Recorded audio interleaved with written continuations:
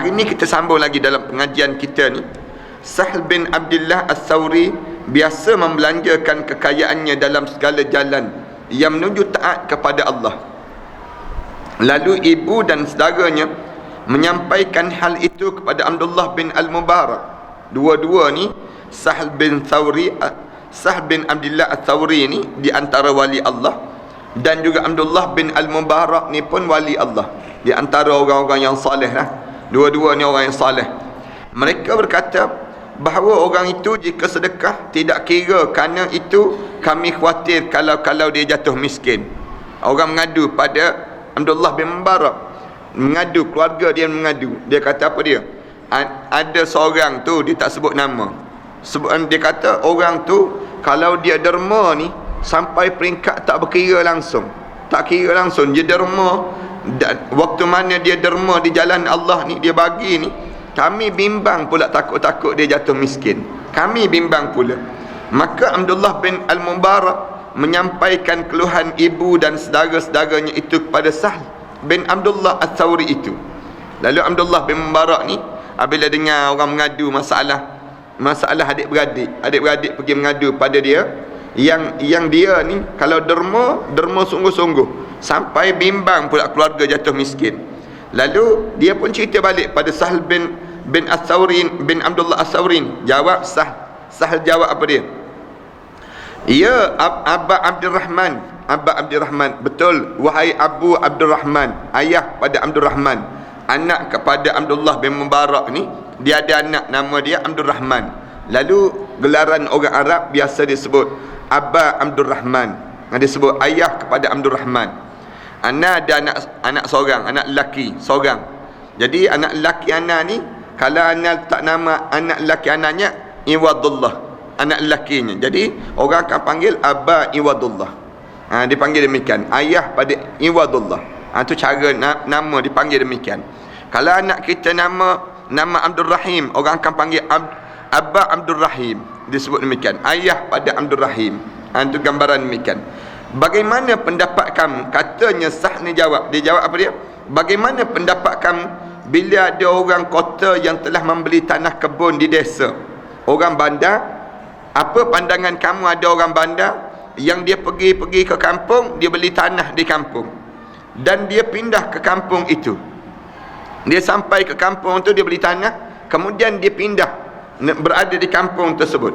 Apakah harus dia meninggalkan apa-apa di kota, padahal ia tidak akan kembali lagi ke kota itu? Dia tanya demikian.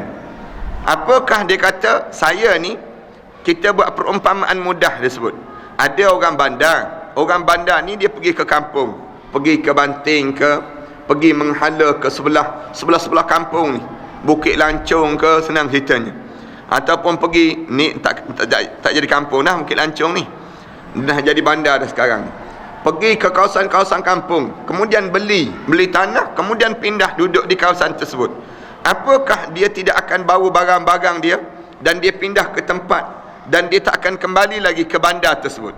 Adakah dia tinggal apa-apa di bandar tersebut? Tak adalah, dia tak tinggal lagi. Abdullah bin Al-Mubarak berkata, Sah telah mengalahkan kamu.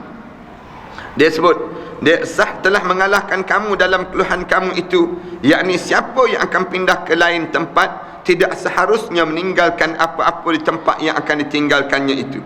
Demikian pula orang yang akan pindah daripada dunia ke akhirat, mengapakah harus dia meninggalkan apa-apa di dunia ini? Dia sebut gambaran demikian.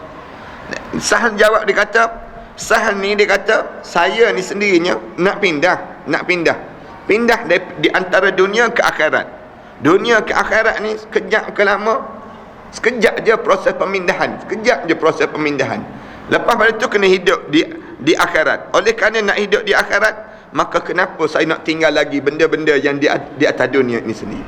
Logiknya tak logik lah. Kalau kita nak pindah satu tempat, maka kita kena pindah semua barang-barang tersebut. Barang-barang kita ni untuk supaya kita tak susah-susah lagi. Demikian juga dengan orang yang nak hidup di dalam akhirat. Orang nak hidup di akhirat, maka takkan dia nak tinggal lagi harta-harta benda di atas dunia. Maka bawalah harta benda ke atas dunia. Bawa harta benda yang di atas dunia ni ke akhirat tu bagaimana? Dengan cara bersedekah, Apabila kita bersedekah, yang menyebabkan di waktu tersebut kita telah memindahkan semua barang-barang kita di dunia ini untuk ke akhirat Allah Subhanahu Wa Taala. Ni payah ni kita sayang ke rumah tu sayang, nak kena sedekah pula rumah, misal contoh ni. Sayang kenderaan, nak sedekah kenderaan. Bukannya senang. Sayang kalau betul kita sayang, yang kita sayang itulah kita infak. Yang kita sayang itulah kita sedekah. Lan tanalul birra hatta tunfikuna mimma tuhibbun. Kamu tak dianggap, tak sampai darjat infak yang hebat pada kamu sehingga kamu bagi infak benda yang kamu sayang. Benda apa sayang? Handphone sayang. Sedekah handphone, senang je. Sayang apa dia? Sayang rumah, sedekah rumah. Boleh tak boleh? Katanya sah. Aku ni nak hidup di tempat sana. Bila aku nak hidup di tempat sana, maka aku kena bersedia untuk perkara demikian. Kadang-kadang kan, ana di waktu mana arwah-arwah ayah dulu, arwah ayah dia cerita, tanah ni jangan usik lah, dia sebut. Ayah nak wakaf tanah ni, dia sebut. Tanah ni kalau ayah tak ada, ayah tak ada nanti, jangan ambil. Kerana ayah dah niat wakaf, nak buat surau, nak buat masjid, dia sebut demikian. Kita tengok tanah tu, Allah sayangnya tepi jalan, kita sebut. Tepi jalan lagi, kemudian cantik lagi, subur lagi. Sayanglah. Dia kata yang sayang itulah kita kena infak. Yang sayang itulah kita kena infak. Dia sebut demikian. Orang-orang dulu kan, kadang-kadang kita, kalau zaman kita sekarang, kita tak bagi dah. Kenapa kita tak bagi? Sayangnya dunia kita ni besar berbanding dengan akhirat yang besar dalam hidup mereka tersebut. Payahlah kita. Himmah mereka tu, kemahuan mereka tu tinggi. Kita ni kemahuan dunia ni tinggi lagi. Kemahuan akhirat tu kecil je lagi. Kemahuan untuk akhirat tu kecil. Kita ni pejam mata nampak handbag yang tak beli lagi. Pejam mata nampak barang tu tak beli lagi. Pejam mata je nampak benda ni tak berjalan lagi, tempat ni tak pergi lagi. Kita ni banyak. Ada kita pejam mata nampak kubur, tanah kubur, tak ada. Pejam mata je nampak terus padang mahsyar, misal contoh, tak ada. Pejam mata tu, sambil pejam mata tu sebut lagi, bang, esok ingat ya kita nak pergi shopping tu. Jangan terlupa tu, kita masih lagi ada lagi pada diri kita. Besarnya nilaian dunia kita berbanding dengan nilaian akhirat. Sebab tu kita tak ada perasaan kita ni sikit je pada diri kitanya untuk akhirat berbanding dengan urusan dunia yang jauh lebih banyak dalam hidup kita. Cuba kita senarai, urusan untuk dunia ni banyak.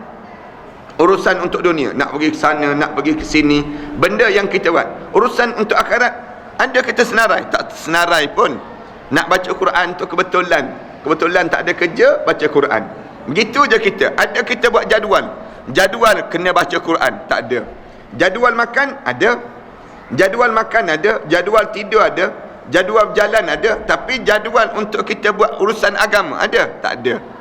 Urusan agama tu tak tertulis jadual untuk diri kita. Maknanya kita buat urusan agama ni kebetulan bersandar pada demikian, yang menyebabkan kita tidak menjadi keutamaan untuk akhirat dalam kehidupan kita. Kena belajarlah sikit-sikit kan pada diri kita ni. Kita tengok ni baru meninggal dunia, Allah yarham Datuk Fauzi. Baru sekejap tadi kita solat jenazah pada dia. Baru je pencen daripada Bukit Aman. Nak sebutnya bagaimana Allah jadikan perjalanan dia kejap je. Sekejap dia sempat jumpa dengan Ana 2-3 kali dekat Darutibun Nabawi. Kemudian kita sebut macam mana sekarang tu? Dia kata sekarang buat amalan untuk mati je lah Ustaz. Untuk buat amalan untuk persiapan untuk kematian. Maknanya dia kata masa dia rasa semakin dekat. Dia rasa sekejap je. Proses perjalanan hidup tu seketika je. Ana hari Jumaat baru ni ana telefon pada isteri dia. Nak tanya macam mana keadaan Datuk. Dia kata baru masuk ICU Ustaz. Ana kata tak sempat lagi nak ziarah ni. Ana perjalanan ke Kota Baru ana sebut. Perjalanan ke Kuantan ana sebut demikian. InsyaAllah lah balik nanti ana ziarah lah ana sebut. Balik daripada apa dia? Daripada Kelantan ni ana kata ana ziarah lah. Semalam sampai dalam perjalanan orang hantar mesej, Datuk dah tak ada dah. Maknanya sekejap je perjalanan hidup. Usia baru 63 tahun. Kita yang lebih pada 63 tahun ni, kita yang lebih 63 tahun, maknanya perjalanan hidup kita ni sekejap dan sekejap yang Allah jadikan pada kita. Abu Lis berkata, Abu Lis sebut lagi, siapa yang sempurna akal, maka dia lebih rela dengan sederhananya di dunia. Siapa yang sempurna akal dia akan lebih rasa rela dengan sederhananya Allah kurniakan untuk dia dunia. Cukup-cukup je pada diri dia, dia rasa demikian. Ialah dalam orang ni, orang sempurna akal dia. Kemudian dan tidak sibuk memperbanyakkan dan sibuk beramal untuk akhirat. Orang yang sempurna akal ni, katanya Abu Lis, dia kata dia tak sibuk nak memperbanyakkan. Banyak apa dia? Banyakkan harta. Sibuk cari harta ni sampai tak ingat yang dia ni akan mati. Sibuk dalam hidup ni terlampau sibuk sampai tak kena dosa pahala cari harta benda ni sendiri. Dan dia sibuk beramal untuk akhirat, sebab akhirat itulah tempatnya yang nikmat. Diajar dan dimasukkan dalam jiwa kita ni, tempat yang paling nikmat akhirat. Dunia ni sekejap, benda yang sekejap, bukti sekejap senang je. Bukti nikmat sekejap dunia ni, kita makan tu sedap, tapi berapa lama sedap? Sekejap je. Lepas pada melalui halqum ni masuk dalam perut, tak ada dah sedap. Sekejap je. Lepas tu mula cari tandas lah, cari tandas. Kenapa dah mula sakit perut? Sekejap je. Nikmat tersebut sekejap je nikmat. Benda yang kita nikmat, minum air. Dahaga, minum air. Apabila kita minum air, lega kitanya. Lepas pada tu mula cari tandas, nak buang air pula tersebut. Tadi nak minum air, tapi sekejap nak buang air pula. Ini gambaran bagaimana nikmat dunia ni sekejap. Tapi akhirat tak. Akhirat, kalau kita baca dalam hadis Rasulullah, minum, makan dalam syurga, tak ada nak buang air, tak ada. Berpeluh je, bau wangi pula badan ni bau wangi. Kemudian tak ada kata menjadi tubuh badan kita jadi semakin membesar kerana makan banyak, tak ada. Allah tetapkan begitu, maknanya kekal pada diri kita. Akhirat satu benda yang kekal, tetapi dunia satu benda yang sebentar, yang ada pada kita. Kita tidur sedap tidur. Musim hujan begini lagi sedap. Hujan begini kan, ambil kain simuk balut pula sedap. Tapi berapa lama sedap? Tergolek-golek, lama-lama bosan. Bosan terus pada kita. Kenapa kita jadi bosan? Jawabnya kerana di waktu mana kita ni satu benda tu sekejap, kerana dunia ni cepat membosankan. Kita ada anak-anak kan, seronok je anak-anak cuti sekolah, seronok. Tapi lama-lama bosan. Bilalah sekolah nak buka tu? Baru seminggu baru cuti, baru seminggu pun kita bosan lah. Allah, bosannya kat rumah, bosannya bilalah lambat lagi ke nak buka sekolahnya. Ini nak sebut gambaran benda yang nikmat itu sekejap di dunia ini sendiri. Kekal, sedangkan dunia ini rosak, tipuan dan penuh dengan fitnah dalam hidup seseorang. Juwaibir meriwayatkan daripada Ad-Dhahhak berkata, ketika Allah telah menurunkan Adam dan juga Hawa ke bumi ini, lalu dapat merasakan bau basi. Nabi Adam AS turun tu ke dunia ni, bau basi dan kehilangan bau syurga. Pensanlah kedua-duanya selama 40 hari kerana sangat basinya dunia ini. Pengsan dua-dua orang tu disebut, wallahu alam lah, hujah ni kuat tak kuat, tetapi disebut demikian. Juwaibir cerita, turun bau dunia ni basi. Kita kadang-kadang kita masuk dalam kawasan-kawasan basi macam ni. Lawyer tu Allah sajalah yang tahu. Masuk kawasan-kawasan yang basi, pergi kawasan sampah sarap tu, Allah tak boleh nak buat apa kitanya. Basi tu, basi tak basi bau dunia ni, sampai peringkat Nabi Adam AS hilang bau syurga. Bau syurga tadi yang menyebabkan Nabi Adam AS pengsan selama 40 hari. Disebut dalam kitabnya demikian. Allahu Akbar. Kita ni tak tahulah macam mana kitanya, oleh kerana alah bisa tegal biasa dipanggil. Dah biasa dah hidup dalam basi. Hidup dalam basi ni jadi nikmat pula basi. Kenapa? Kerana kita dah biasa. Macam orang yang biasa bangun sampah kan. Orang yang biasa dah, yang bawa lori sampah, yang duduk belakang lori sampah tu kan, yang gayuk tu, sengih dia. Yang dia, kita kalau tengok lori tu pun kita dah tutup dah. Tingkap tak boleh, aircon pun kita kena tutup, takut bau lagi. Nak sebutnya sampai peringkat demikian. Yang dia relax ya. Bahkan kalau 2-3 hari tak pergi kerja demam, dia tak kena gaya ni. Kenapa tak bau sampah? Kita ni sendiri je, yang kita ni bau, Masya Allah, basi kita bau demikian, busuknya amat sangat. Nabi Adam AS, dia bau dunia ni, dia bau basi terus. Allahu Akbar. Perahan sekian pergi tempat-tempat kotor kan, turun di India misal contohnya, pergi India yang kawasan kotor, ya Allah. Kita pergi kawasan Indonesia yang kotor, kita tengok tu jijik kita pergi kawasan kita yang kotor ni, kita rasa jijik kita ni.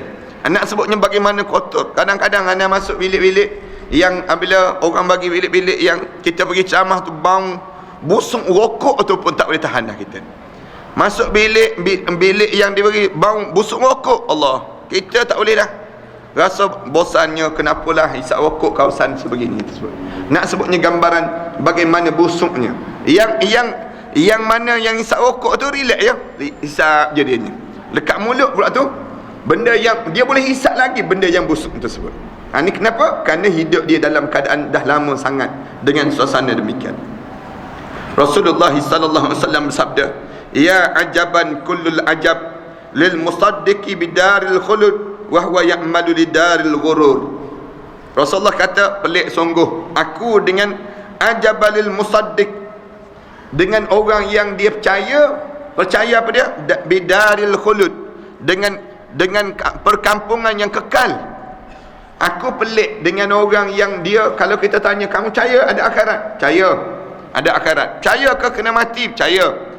Percaya ke kamu ni akan menghadap depan Allah? Percaya. Tapi dalam keadaan percaya yang dia akan menghadap depan Allah, katanya Rasulullah, wa huwa ya'malu lidaril ghurur, tapi dia sibuk beramal dengan kehidupan satu perkampungan yang penuh dengan tipu daya. Ghurur dipanggil. Ghurur ni maknanya kita terpedaya lah, dunia ni terpedaya. Kena penyakit ghurur ni, orang terpedaya dalam hidup dia.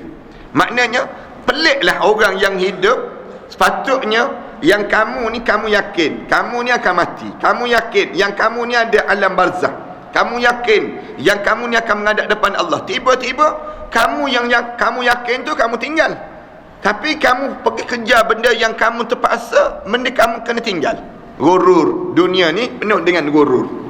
Kita duduk depan cermin kan, tengok muka kita, kita tengok muka kita je, kita kata muda lagi, kita sebut seorang-seorang, seorang-seorang terpedaya dah tu, terpedaya dah pada diri kita. Kita tengok je kita, alah, tengok waktu mana rambut kita ni, kita tengok ada uban, alah sorak baru kita sebut, alah baru sorak baru kita sebut demikian. Maknanya ghurur, terpedaya.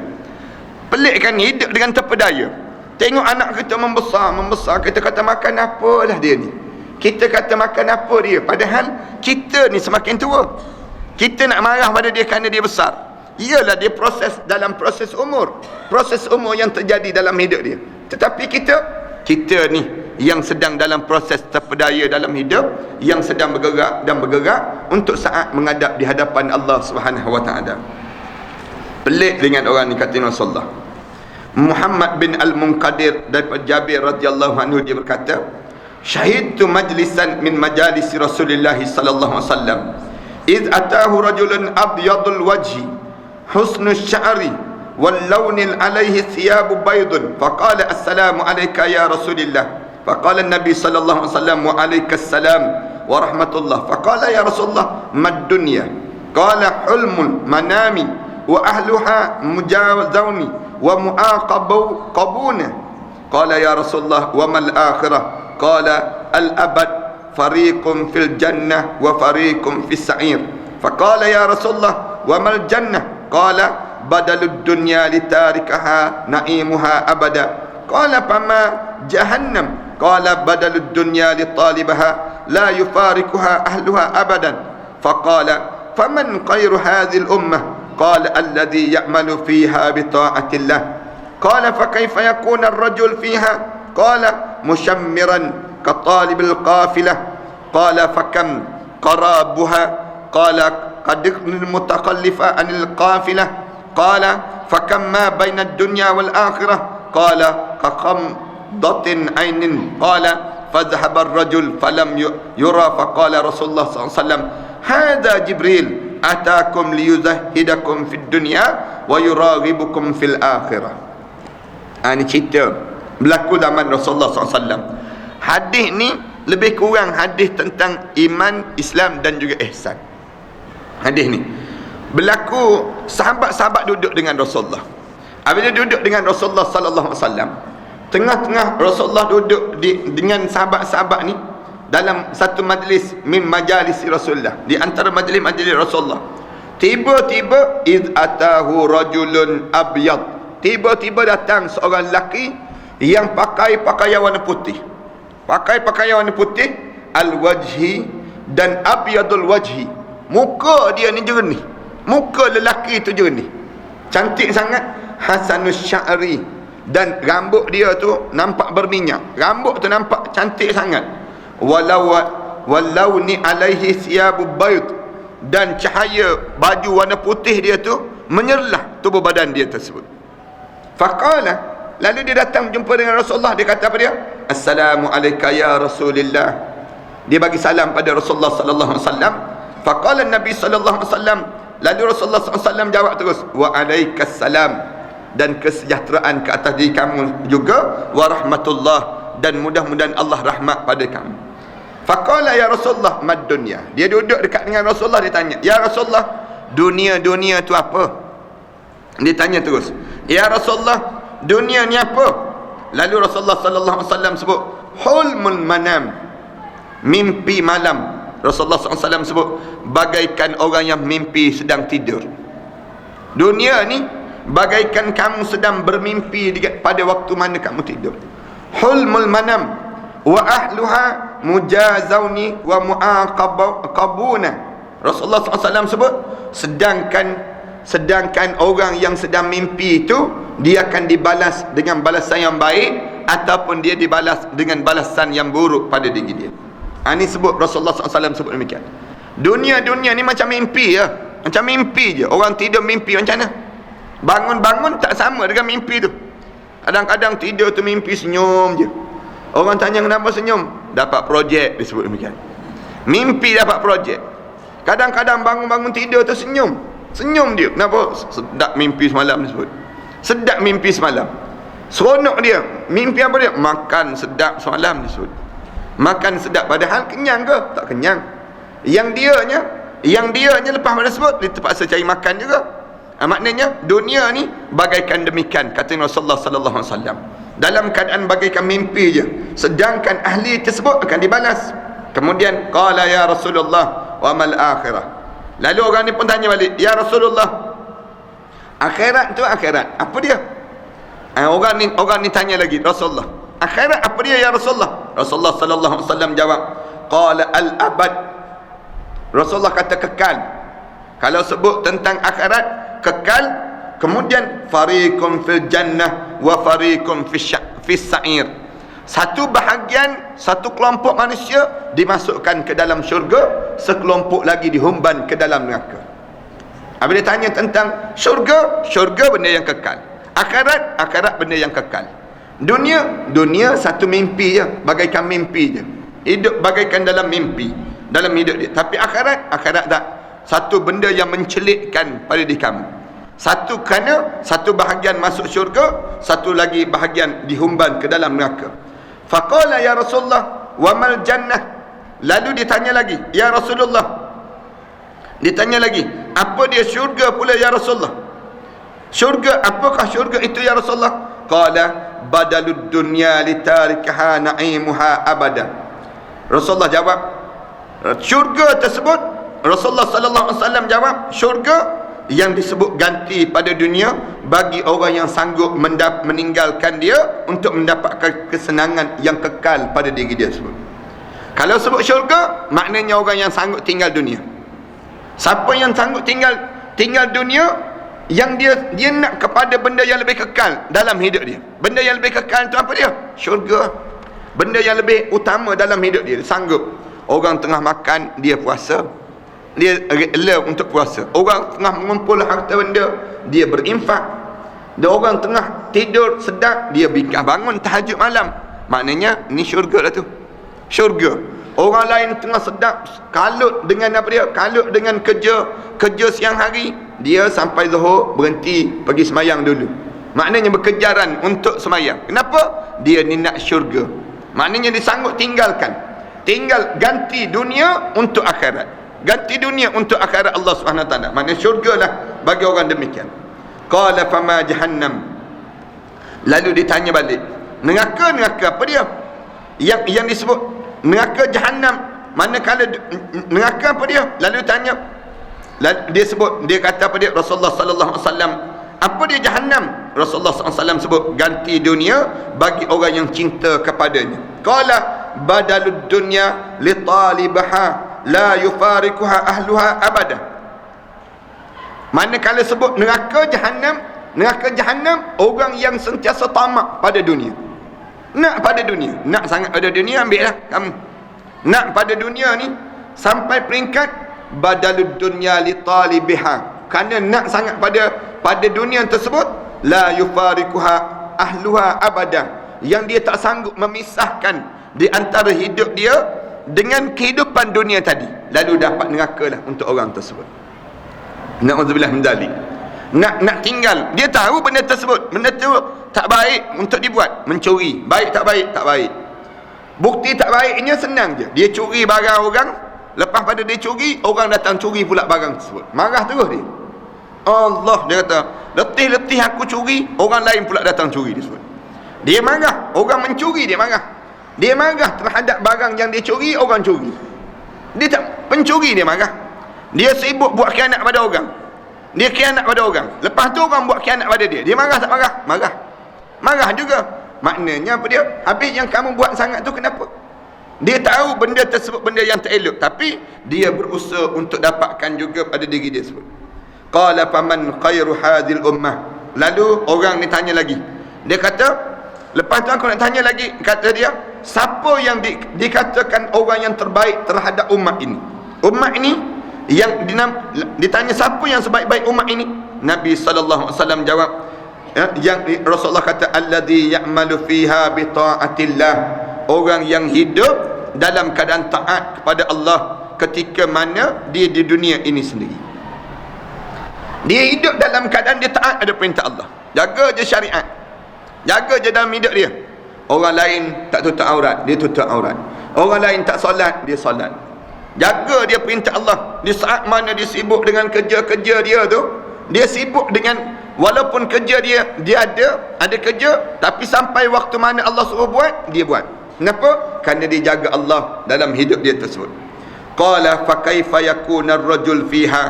Lalu pemuda ni tanya lagi, bagaimana keadaan yang nak disebut, keadaan yang dinamakan dengan keadaan demikian, keadaan yang dinamakan dengan orang yang tak terlepas. Dia tanya lagi, jawab Rasulullah SAW, ditanya bagaimana dalamnya, lelaki yang berada dalamnya tersebut. Qala, lalu dia jawab, musyammiran qatalibul qafilah. Orang yang hidup di dunia ni bagaikan dia sedang mengejar kafilah. Dia sedang mengejar kafilah. Qala fakam qararu biha. Ditanya lagi, berapa lama tinggal di dunia ini? Berapa lama manusia tinggal di dunia ini? Kaqdir mukhtalifil anil qafilah. Rasulullah SAW jawab, seperti lamanya orang yang tertinggal daripada kafilah tadi. Kafilah ni maksudnya, macam mana keadaan orang yang hidup di dunia ni? Macam mengejar, kejar tak dapat. Orang yang kejar dunia kan, lagi kejar lagi tak dapat. Lagi kejar, cuba tengok. Lagi dia nak yang tu, lagi Allah jauhkan. Lagi dia nak, lagi Allah jauhkan. Yang menyebabkan kejar tak dapat. Lalu dia tanya, agak-agak jarak sejauh mana orang ni? Sejarak di antara kejaran dia tu lah. Sebanyak mana? Kadang-kadang kan kita berjumpa dengan orang yang hidup dia mengejar tentang urusan dunia ni. Kita tanya pada dia, macam mana hidup atas dunia ni? Macam mana buat kerja ni? Allah, penat Ustaz, banyak benda yang kena buat. Banyak. Kita kata dapat ke? Tak dapat lagi, sikit lagi nak dapat dia. Sikit lagi nak dapat. Ana jumpa dengan orang yang tarik duit dalam lombong ni. Tarik duit dalam lombong ni kan. Berjumpa, ana tanya, macam mana dapat ke duitnya? Allah, sikit lagi nak dapat, dia kata. Sikit lagi, dia dah naik dah duit tu. Naik itu dah, naik dah, dia sebut. Dalam lombong tu ada duit, dia sebut. Dia kata kalau kita buat sikit lagi, dah naik dah, terampung dah, dekat dah. Lepas tu nampak ke? Tak dapat juga, sikit lagi. Dia sebut demikian. Maknanya dia kena dibohongi je begitu. Hidup dia dalam bohong je. Kaya ke? Dia kata kita dah baca ni, buat dah amalan-amalan ni, nak dapatkan duit ni. Ni sikit lagi ni nak dapat. Dia kata adalah selek sikit, dia sebut. Ada benda yang tersilap sikit yang menyebabkan tak dapat tu, dia sebut. Ana kata kalaulah betul boleh, maka Tok Bomoh tu dahulu yang boleh. Ana sebut demikian. Tok Bomoh tu tak kaya-kaya pun. Tok Bomoh sebut kena dapat permata itu, kena dapat yang ni. Macam-macam gaya yang diajar. Maknanya ni contoh-contoh kehidupan manusia yang hidup mengejar. Mengejar ni, lagi dia kejar, lagi dia tak dapat. Lagi kejar, lagi tak dapat. Para hadis kan ada gadget kan. Sekarang ni ada handphone.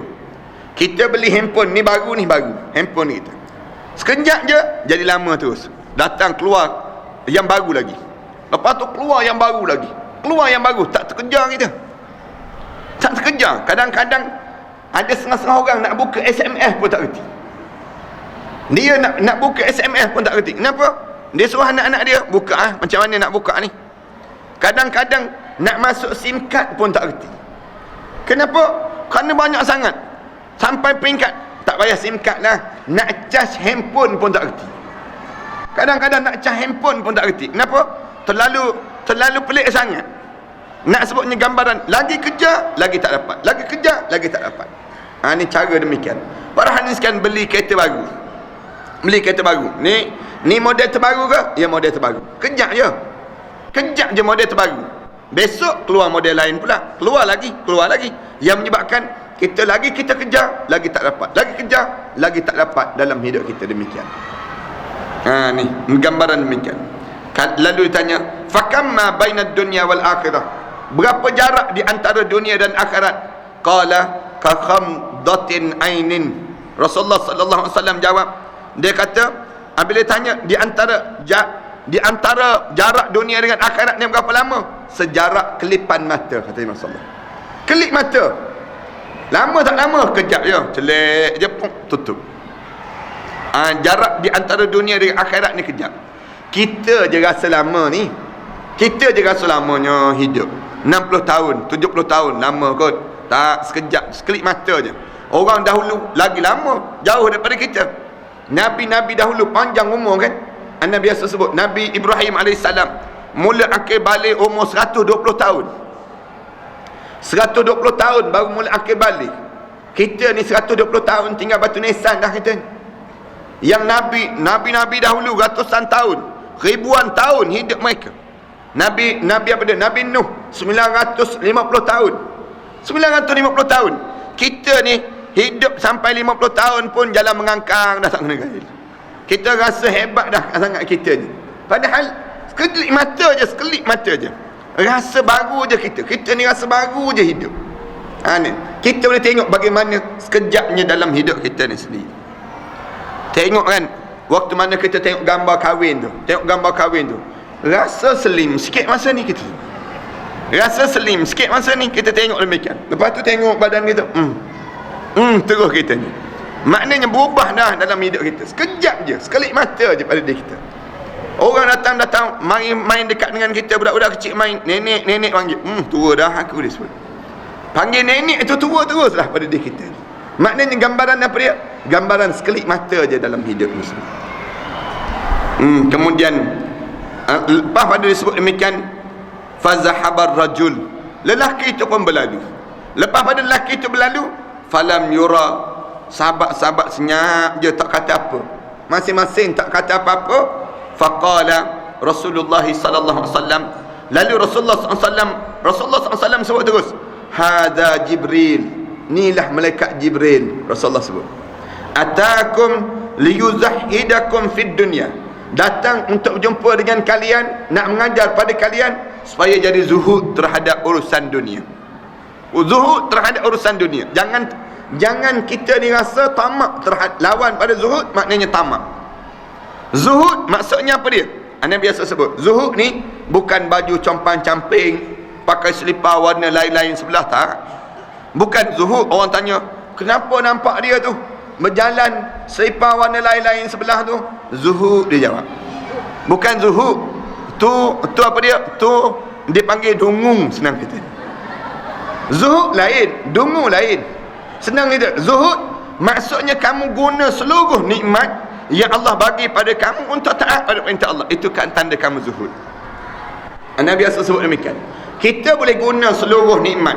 Allah bagi nikmat-nikmat pada kita untuk taat pada perintah Allah. Tanda zuhud lah. Kalau kita ada nikmat, tiba-tiba kita tak guna untuk taat pada perintah Allah, itu bukan zuhud, itu kedekut. Kedekut lain, zuhud lain. Orang tanya, ni duit RM100 ada ni? Yalah, duit RM100 ni simpan dulu. Habis derma 50 sen je. Derma 50 sen, duit ada RM100. Maknanya kamu zuhud, bukan kamu zuhud, kamu kedekut, dipanggil demikian.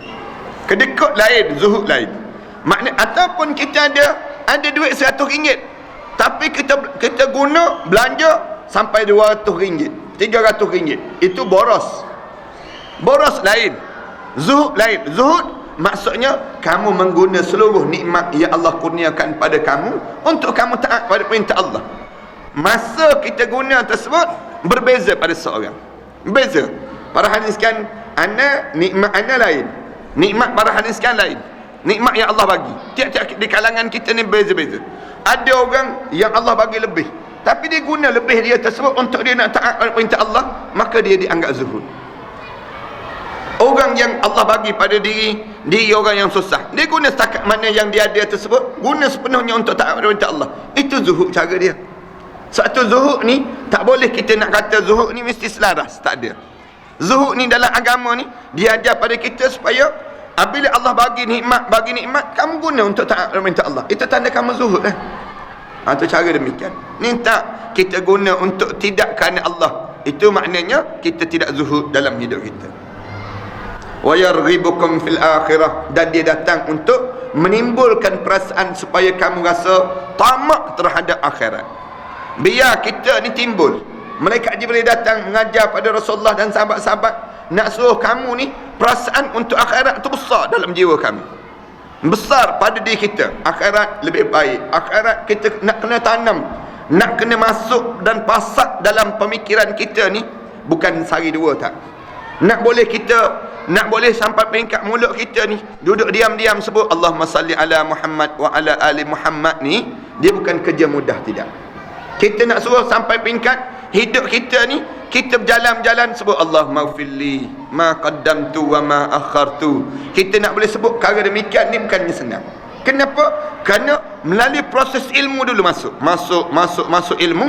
Apabila dah masuk ilmu ni, sampai peringkat kita ni tersendiri kita boleh buat. Kita boleh buat. Aku ni duduk saja-saja ni, daripada duduk saja-saja, baik aku selawat pada Rasulullah sallallahu alaihi wasallam. Aku ni daripada duduk saja-saja ni, baik aku ni minta ampun pada Allah. Dia sebut demikian. Maka di waktu tersebut hasil daripada mana? Wa yurghibakum fil akhirah. Perasaan kamu jadi targhib, rasa nak pada akhirat itu besar dalam jiwa seseorang. Kita boleh bangun tahajud malam ni bukan senang, para hadirin sekalian. Cuba tanya orang yang nak bangun tahajud malam tu. Bangun tu, duduk dah atas katil tu. Duduk atas katil. Nak bangun tak nak bangun? Nak bangun tak nak bangun tu. Dia sedang istikharah tu, sedang istikharah. Dia duduk dalam keadaan mata pejam. Nak bangun ke tak bangun? Nak bangun ke tak bangun? Waktu tu dia tengok bantal dia. Nak jatuh ke tak jatuh ni? Nak jatuh ke tak jatuh ni? Dia sebut demikian. Maknanya senang ke? Susah. Tanyalah orang. Anak kita kan, kita suruh dia baca Quran. Suruh baca Quran, dia menggeliat, dia geliat, dia pergi dekat dinding tu, dia sandar tepi dinding, dia tepuk dinding. Kita kata pergi ambil Quran, pergi. Payahnya dia nak ambil Quran tu. Dia pun sebut, alah tadi dah baca dah. Dia buat macam-macam gaya, macam memang susah betul nak baca Quran. Kita suruh dia buka Quran, kata buka Quran, baca Quran. Kita suruh demikian. Dia buka tu, mengalir pula air mata, sak mengalir mata. Nak sebutnya gambaran senang ke susah? Susah. kecuali wa yurghibakum fil akhirah, dia datang dalam keadaan rasa targhib, rasa nak tu datang daripada mana? Daripada yang dinamakan dengan kita sudah ditanam dengan ilmu dalam jiwa kita ni sendiri. Jangan main-main. Kita nak datang majlis ilmu ni pun susah. Nak datang ni Allah payahnya kita nak buat. Nak boleh datang. Para hadis kan tanyalah orang nak datang majlis ilmu. Dia mikir banyak kali. Allah nak datang ke tak datang? Ustaz ni datang ke tak datang? Dia tanyakan kita datang, ustaz tak datang. Kemudian ustaz datang, kalau datang pula dia datang lewat. Nanti kita pula dia akan jadi macam-macam gaya. Kita ni nak buat, kecuali kita boleh buat ni kenapa? Wa yurghibakum. Targhib kita ni, kemahuan kita tu besar dalam jiwa. Jiwa kita tu besar, yang menyebabkan senang untuk kita nak buat benda yang disuruh oleh Allah Subhanahu Wa Taala tadi. Allahu Akbar. Itu contoh-contoh yang mudah lah untuk kita nak faham betapa pentingnya kita menimbulkan targhib pada anak-anak kita ni sendiri. Anda tengok, tak mudah tu. Yang mengajar anak-anak kita yang lari, tak mudah, bukan senang. Nak didik dia tu bukan senang. Sampai peringkat demikian, nak datang orang yang anda buat camp ni kan, buat camp tahfiz ni, daripada Sarawak datang. Yang Sarawak tu ambil tiket kapal terbang, hantar anak nak datang untuk ikuti program di camp tahfiz di An-Nabawi ni sendiri. Nak sebut sampai peringkat demikian. Tapi orang kat sini, kawasan sini, alah biar adalah orang kat sini dia jadi demikian. Tapi orang daripada Sarawak tu sanggup ambil tiket kapal terbang. Padahal kita kata, alah kat sana pun dah ada dah, patutnya demikian. Tapi targhib tadi, perasaan itulah yang nak suruh timbul perasaan nak buat tu menjadi payah dalam hidup seseorang. Nabi Ibrahim AS ketika mana ditanya, mengapa Allah menjadikan kamu Khalilullah? Bila tanya pada Nabi Ibrahim, kenapa Allah menjadikan kamu Khalilullah? Jawab dia, kerana 3 sebab. Nabi Ibrahim sebut Khalilullah ni maknanya kekasih Allah. Bila tanya oleh Nabi Ibrahim, macam mana kamu boleh sampai peringkat menjadi Khalilullah? Lalu Nabi Ibrahim jawab, kerana 3 sebab. Yang pertama, tiada aku disuruh memilih 2 macam, melainkan saya pilih yang untuk Allah daripada yang lain-lainnya. Kata Nabi Ibrahim AS, setiap kali mana saya buat kerja, saya buat kerana Allah je. Tu yang jadi demikian tu. Kenapa buat macam ni? Kerana Allah. Kenapa buat macam ni? Kerana Allah. Nak suruh kerana Allah tu, nak suruh sampai peringkat ikhlas tu payah. Nak tulis sikit dalam Facebook kemarin, anda kata di antara benda yang semakin hilang dalam jiwa seseorang akhir zaman ni ialah ikhlas. Ikhlas ni nak suruh kita buat kerana Allah payah. Banyak senang nak bertukar kita. Nak bertukar niat tu nak senang. Nak buat kerana Allah ni tak sesenang itu. Nabi Ibrahim AS di antara orang yang dia boleh buat sesuatu benda, dia tak buat kerana selain kecuali Allah. Buat tu kerana Allah je. Kahwin kerana apa dia? Kerana Allah. Bermasyarakat kerana apa dia? Kerana Allah. Datang mendengar majlis ilmu kerana apa dia? Kerana Allah. Siap kali mana baca Quran kerana apa dia? Kerana Allah. Kerana Allah dalam hidup. Kerana Allah ni menjadi sebab utama mengapa aku di antara kenapa aku menjadi Khalilullah. Yang pertama. Yang keduanya, saya tidak pernah risau hati terhadap apa yang dijamin oleh Allah dalam urusan rezeki saya. Nabi Ibrahim kata, yang kedua, masalah tawakal. Tawakal saya menjadi tinggi. Dalam hidup saya, tentang rezeki, saya tak pernah bimbang. Saya tak pernah risau. Rezeki itu tetap ada. Anda biasa sebutkan, Allah ni, dia dah tulis dah pada diri kita ni tentang rezeki kita. Waktu mana dalam kandungan ibu, ada rezeki. Kita hidup atas dunia ni, ada rezeki. Keluar tu, telanjang bogel, tak ada apa-apa pun. Tapi Allah dah tulis dah, kamu jangan bimbang, kamu ada rezeki. Hidup kamu banyak mana, bagaimana kehidupan kamu, tentu dah rezeki pada diri kamu. Bila masa kamu mati, bila, semua Allah dah tulis dah. Kita baca surat khabar kemarin kan, seorang kakak yang dirogol dan dibunuh di Kedah kan. Adik kecil dia pula 2 orang dibunuh kerana nak berjumpa power ni, nak berjumpa dengan power tersebut, nak berjumpa dengan power je. Dia pula orang miskin, bukan miskin biasa, miskin tegar. Miskin tegar, bawa adik perempuan seorang, adik lelaki seorang. Adik lelaki tu pun dibunuh, adik perempuan tu pun dibunuh, dia ni pula dirogoh dan dibunuh juga. Di Kedah, berlaku di Kedah ni sendiri. Nak sebutnya apa dia? Nak sebut gambaran bahawa rezeki dia dah sampai tahap tu. Allah tulis dah tentang dia. Ni dalam dunia kita ni Allah, dunia yang kita tak boleh nak. Kalau orang kita semakin tak ada iman, tak selamatnya dalam dunia kita ni. Anda tengok dalam apa dia? Yang dalam tu, orang yang pergi ambil duit tu. Ambil duit di mesin ATM tu. Tiba-tiba masuk seorang lelaki India tu, tarik turunkan gata tu, turunkan ke bawah, kemudian keluarkan parang terus. Kemudian dia tak nak bagi tu, akhir ambil je pisau tu, ambil je parang tu, tepuk 2-3 kali tu, ditetak 2-3 kali, lembik terkulai terus dia. Nak sebutnya gambaran dunia tak sama. Dalam kehidupan kita ni tak samanya dalam dunia kita. Maknanya rezeki kita ni Allah dah tulis dah. Yang kamu sampai kamu nak rebut dengan orang, kamu nak ambil dengan orang tu, kenapa? Dalam hidup, maknanya Nabi Ibrahim ajar, dalam hidup aku ni aku yakin rezeki ada, rezeki ni ada. Jangan kamu nak salah menyalah di antara satu sama lain, jangan. Kalau Allah kata rezeki kita, tetap rezeki kita. Ni dalam mulut ni, betul dah masuk dalam mulut.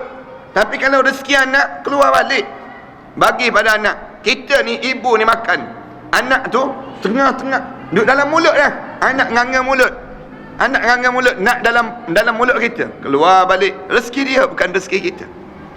Maknanya gambaran demikian. Kita boleh tengok betul-betul dah, kita nampak, kita simpan ni duit kita ni, barang kita, tengok-tengok milik orang lain. Milik orang lain, maknanya bukan rezeki kita tapi rezeki orang yang Allah tulis untuk melalui saluran, melalui kita saja. Tentang rezeki kamu jangan bimbang. Kenapa dia? Kerana Allah dah sedia dah. Yang kamu kena bimbang, yang benda untuk hidup di hadapan nanti, yang Allah tak sedia, yang Allah tak tentukan untuk kita. Maksudnya yang ni kita kena berusaha sendiri. Nak hidup dalam kandungan ibu dah ditulis, nak hidup di atas dunia dah ditulis. Yang kita kena bimbangnya kat depan nanti, macam mana kehidupan kita akan datang nanti. 2. Yang ketiga, tidak pernah makan siang ataupun malam melainkan saya makan bersama dengan tetamu. Nabi Ibrahim AS diajar demikian. Saya makan, mesti ada kawan yang makan bersama dengan. Saya tak pernah makan seorang-seorang lah, senang cerita. Kita tak masuk bilik, kunci bilik, siap dengan mangga lagi. Nak sebutnya, tarik slow-slow bawah katil, makan ngap-ngap seorang-seorang. Makan seorang-seorang dia ni, nampak sangat dia ni tak ada sifat Nabi Ibrahim AS. Kita nak suruh berkat makanan kita, biar banyak tangan yang makan bersama. Rasulullah, dia tak pernah Rasulullah makan seorang-seorang, tak ada. Kita baca dalam kitab, sembahyang tak pernah seorang-seorang, sembahyang berjemaah Rasulullah SAW, kecuali sembahyang sunat, itu lain. Tapi nak sebutnya makan bersama juga. Makan tu tak pernah Rasulullah makan seorang-seorang, duduk senyap-senyap ke menyorok seorang-seorang, tak ada. Rasulullah SAW mesti makan bersama dengan orang lain. Waktu mana makan, telefon kawan-kawan kita, dah makan ke belum? Kita tanya keluarga kita, dah makan ke belum? Jom makan ramai-ramai, jangan makan seorang-seorang. Kenapa? Keberkatan itu datang daripada amalan yang kita lakukan ini sendiri. Ini benda yang kita kena jagalah untuk kehidupan kita. Seorang hakim berkata, hakim ni orang cerdik pandai, para alim ulama. Kehidupan hati itu dengan 4. Hati itu hidup dengan 4. Yang pertama, ilmu menghidupkan hati, menambahkan ilmu. Tiap-tiap masa kita ni menambahkan ilmu. Yang kedua, redha, belajar untuk kita rasa tak apa, alhamdulillah Allah kurnia dah pada dia, kita banyak ni redha dalam hidup kita. Dan yang 3, qanaah, rasa cukup dengan apa yang Allah kurniakan. Qanaah, memadai, maknanya kita rasa lawan qanaah maksudnya tamak, lawan dia panggil. Kemudian dan yang 3, yang keempat, zuhud. Maka ilmu iaitu yang menimbulkan redha. Ilmu yang menimbulkan perasaan seorang tu redha, dan redha menyampaikan pada qanaah, dia berkait terus. Kalau seorang dah mula redha, dia akan rasa qanaah, rasa cukup lah. Kemudian dan qanaah menyampaikan pada zuhud, bererti meremehkan dunia, tidak rakus lagi terhadap urusan dunia. Dan zuhud ada 3 tingkat. Yang pertama, mengenal dunia dan meninggalkannya. Dan orang yang zuhud, dia mula mengenal dunia. Tingkat yang pertama, dia mula kenal dunia dan dia meninggalkan yang disebut dengan rasa nak besar terhadap nilaian dunia. Yang kedua, ibadah kepada Allah dengan adab yang teratur. Dan yang tiga, rindu pada akhirat dan berusaha untuk mencapaikannya. Itu tanda seorang yang mula zuhud dalam hidup seseorang ini sendiri. Kita berhenti setakat inilah. InsyaAllah kita akan sambung, akan datang nanti dalam membicarakan tentang tajuk urusan kita dengan dunia ini. Maknanya tak ada nilainya urusan dunia ini berbanding dengan urusan akhirat yang jauh lebih besar itu sendiri. Wassallallahu ala sayyidina Muhammad wa ala alihi wa sahbihi wa sallam, walhamdulillahi rabbil alamin.